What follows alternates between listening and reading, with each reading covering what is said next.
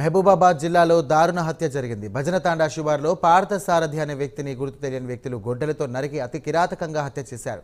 స్థానికుల సమాచారంతో సంఘటన స్థలానికి చేరుకున్న SP Ramnath Kekan clues team dog స్క్వాడ్తో ఆధారాలు సేకరిస్తున్నారు. ఇక పార్థసారథి హత్యకు గల కారణాలపై ఆరా తీస్తున్నారు.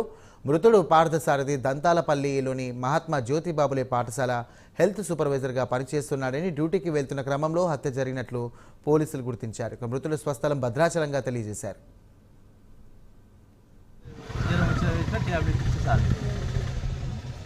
ఇక రోజు పోతా మా ఇంట్లోనే అంటే భోజనంగిరి అంతా హాస్టలే రోజు వస్తాను పోతాను.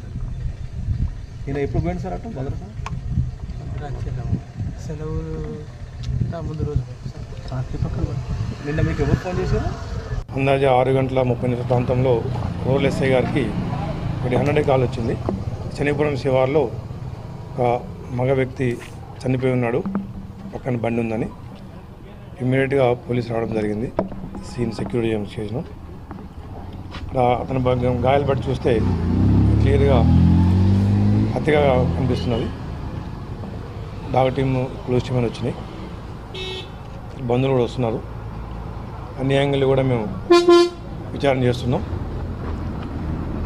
హత్య ఎందుకు జరిగింది, ఎవరు చేశారు, కారణం ఏందన్నది దర్యాప్తులో మీకు తెలుస్తుంది.